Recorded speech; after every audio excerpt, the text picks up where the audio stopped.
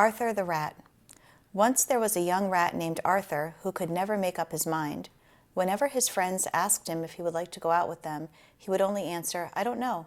He wouldn't say yes or no either. He would always shirk making a choice. His Aunt Helen said to him, "Now look here, no one is going to care for you if you carry on like this. You have no more mind than a blade of grass." One rainy day, the rats heard a great noise in the loft. The pine rafters were all rotten, so that the barn was rather unsafe. At last the joist gave way and fell to the ground. The walls shook and all the rats' hair stood on end with fear and horror. "This won't do," said the captain. "I'll send out scouts to search for a new home."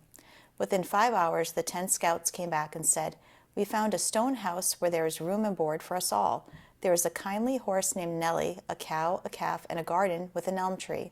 The rats crawled out of their little houses and stood on the floor in a long line. Just then the old one saw Arthur. "Stop," he ordered coarsely. "You are coming, of course?" "I'm not certain," said Arthur, undaunted. "The roof may not come down yet." "Well," said the angry old rat, "we can't wait for you to join us. Right about face, march!" Arthur stood and watched them hurry away. "I think I'll go tomorrow," he calmly said to himself. "But then again, I don't know. It's so nice and snug here." That night there was a big crash. In the morning some men, with some boys and girls, rode up and looked at the barn. One of them moved aboard, and he saw a young rat, quite dead, half in and out, half out of his hole. Thus the shirker got his due. Kit. The quick little kitten thinks it bit a pretty big fish. Dress. Many of Jeff's best friends slept in mesh tents in pleasant weather. Trap. The harrowing black cat dashes at any man and lands on the plaid carriage. Lot. The honest swan stops and acknowledges the fox dodging the bothered wasp. Strut. Mother loves butter that comes from the southern countryside. Foot. The butcher should put the pudding in the wooden nook to cook. Bath. Can't half the staff ask to transfer to the enchanted castle in France? Cloth. Lawrence often offers Ross a Florida orange and horribly strong, frothy Boston coffee. Nurse.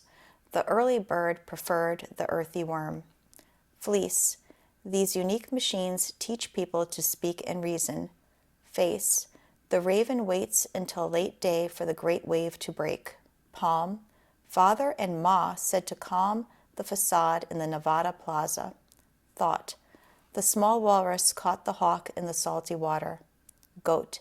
The rose slowly grows in Owen's old grove. Goose. Beautiful music booms and humans move to the groove. Price. The shy writer types at night to fight the silence in my mind. Choice. The spoiled boy hoists the toy from the soil. Mouth. Mountains of flowers crowd the grounds about the house. Near. Deidre's fear seriously interferes with her ideal career. Square. Beware of scarce fairies, rare mares, and scary prairie bears. Start. The Sahara party marvels at the far star on the safari. North. Laura's warm aura reforms Thor's horse for the important war. Force. The adorable boar snores hoarsely and notoriously hoards imported pork. Cure. The tourist endures rural tours of Europe and procures gourmet bourbon. Happy. The coffee, salami, spaghetti, and macaroni are ready. Letter. Sugar covers the tiger's whiskers. Comma. Bertha's and Cinderella's saga is a drama. Major players. R. Richard, Wilbur, and Harry are running around the treacherous river. L. Linda and Allie pull belly muscles laughing laboriously. N.G. The singing mockingbird is swinging on the ring and dings the awning. T.H. The thespians gather and breathe 3 authentic breaths together. H. Harry and Hillary happily harvest heaps of herbs behind the beehive. Yod.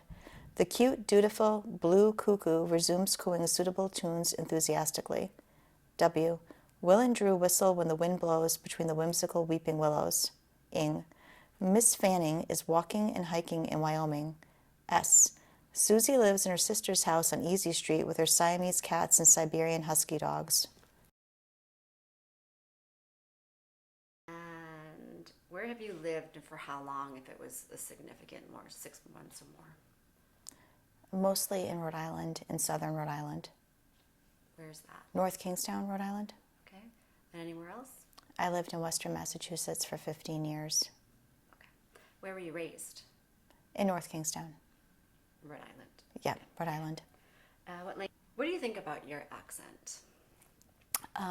I don't think I have much of an accent. I think if you listen to other people from Rhode Island, it's a much harder accent than I have. It's more noticeable. But the more time I spend in Rhode Island, I'm wondering if I'm starting to develop one, because I really feel like I didn't have one for the longest time.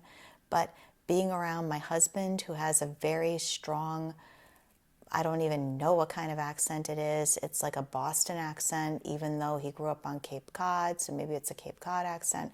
Being around him and my mother, who has a very strong accent, and being around some of the people at work, I feel like I'm kind of lapsing into the way they talk a little bit, and I'm not speaking quite as accentless as I used to.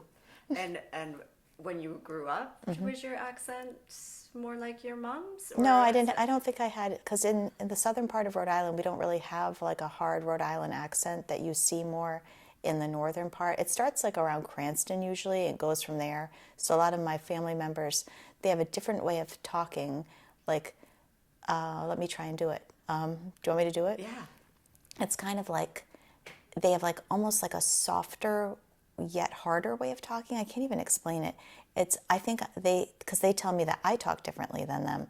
They have almost like a nasally soft, I'm like probably more nasally and they're softer. Like my sister-in-law if we both say the word talk, like I just said it, she'll be like, it's more like talk, like that kind of, but they talk kind of like that. It sounds crazy. It's a really bad imitation, but it's kind of like that.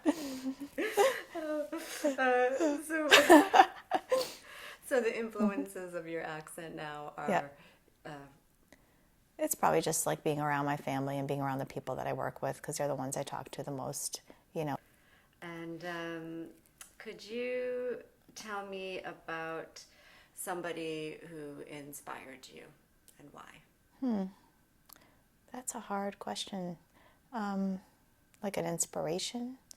I don't know. I guess I would have to say, I don't know. I guess I would say my grandfather, because he was very smart. He went to Brown, so he's always been very inspirational for everybody in my family. So, you know, you want to do well, and, you know, you want to try and do the best that you can, because he didn't have very much growing up. He had nothing. He lived in a tenement house. They had an outhouse, and he managed to work his way up and, you know, get out of that, go to school when he wasn't supposed to. He was supposed to be working for them, but his teacher saw something in him, encouraged him to go on, and then he had a very good life for himself. Do you have a piece of advice or the best advice you've ever been given or that you want to share with folks? That's a really good question. It's probably something that I should think about on a daily basis. But no, I don't really have one. It's hard to think. I don't know, do the best you can. Be happy, you know? That's it. Okay. All right, thank you very much.